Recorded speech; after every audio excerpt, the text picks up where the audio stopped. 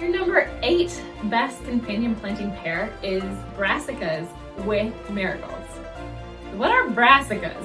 That's your broccoli, your kale, your cauliflower, and they tend to be pest-prone plants. And marigolds can actually prevent a lot of those pests from going in there. So the marigolds can prevent the cabbage bugs from eating on there, and they can also help under the soil. There are some, they're called nematodes, they're microbes, you can't see them, and they'll eat the plant roots too, which can also be helpful, just having a micro-based fertilizer to help defend against those things you can't see.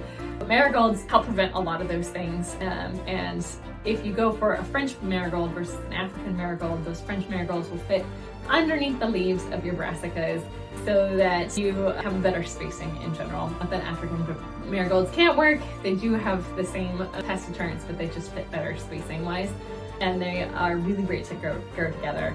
Now, something to consider is brassicas are heavy feeders. They love a lot of nitrogen. They have those really green leaves that they love to grow, and so you're going to want to feed them more regularly. You might even want to plant a bean plant nearby because those will fix nitrogen into the ground for your heavy nitrogen feeders.